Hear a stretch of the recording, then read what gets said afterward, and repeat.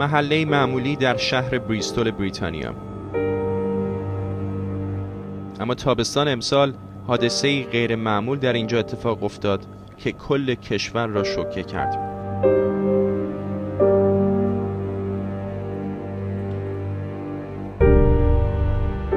بیژن ابراهیمی، ایرانی ساکن این محل، به شکلی فجیع به قتل رسید. بیژن که به خاطر مشکل در کمرش نمیتوانست به راحتی حرکت کند، تنها با گربه‌اش در این خانه زندگی میکرد و علاقه زیادی به گلها و باغچه‌اش داشت. ظاهراً بچه‌های کوچک محل چندین بار گل‌های او را لگد کرده بودند و اعتراض او به شهرداری محل بدون مدرک ره به جایی نبرده بود. ما بهش میگفتیم این گل‌ها آخری کاری دستتو میده، و چون خیلی به گل‌هاش علاقه داشت و مردمم میدونستن که اهمیت میده، تنها راهی که میتونستن آزارش برسونن که بچه‌های کوچیکو بفرستن که گلاشو بشکنن، به این طریق یک کمی اذیتش بکنن. و این هر وقت که شکایت کرده بود بهش گفته بودن که تو باید فیلم بگیری، عکس بگیری، هر طوری میتونی یک شواهدی بیاری.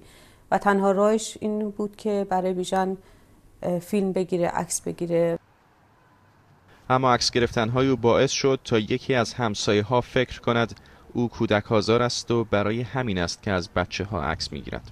ولی پلیس بعد از یک بازجویی کوتاه گفتش که هیچ نشانی از این که هیچ جرمی بیژن مرتکب شده باشه وجود نداره. تصاویری هم که گرفته همین رو اثبات میکنه. چرا بعد از اینکه مشخص شد او بیگناهه فکر میکنید باز هم چنین خشونت فجیحی علیه او انجام شد؟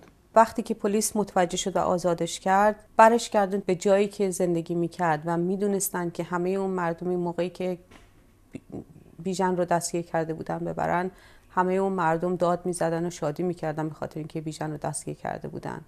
و میدونست که یه همچین شرایطی برای بیژن هست اون محوطه، توی اون مناطق مسکونی، و متاسفانه کاری نکردن که این باوری که خودشون پیدا کردن راجع به بیژن که مسئله ای نبوده بیان اعلام بکنن به اونا، و تلاشی نکردن که بخوان این مسئله رو به توضیح بدن به بقیه که این مسئله نبوده، این عکس‌ها به خاطر چیز دیگه ای گرفته شده.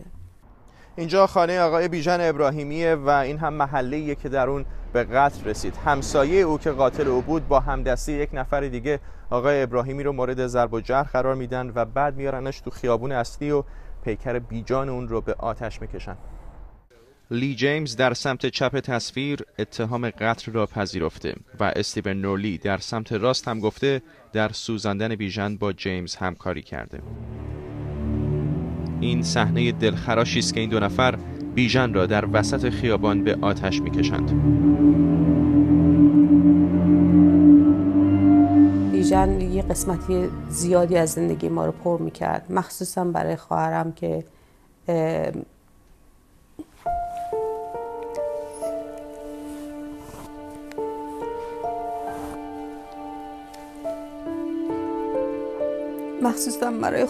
تو بریستول زندگی میکنه.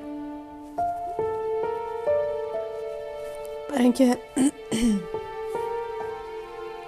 هر هفته حداقل 4 بار 4 بار در طول هفته بیژن رو خونش میبرد، غذا براش درست میکرد،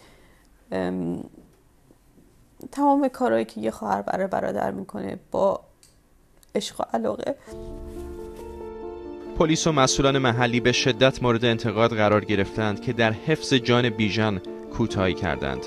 چند نفر از نیروهای پلیس بریستول به همین دلیل از کارشان برکنار شدند و تعداد دیگر هم فعلا از کار معلقند. افسر ارشد پلیس منطقه گفته نیروهای پلیس در کمک و نجات بیژن ناکام بودند. حادثه بریستول بار دیگر زنگ خطر افزایش حملات خشونت‌آمیز به دلایل پیش داورانه را در بریتانیا به صدا درآورده. قتل بیژن شاید یکی از فجیع‌ترین نمونه‌های این نوع خشونت‌ها باشد، اما تنها نمونه نیست و هشداری است برای مردمانی که می‌خواهند به فرهنگ تعامل و مدارا شناخته شوند.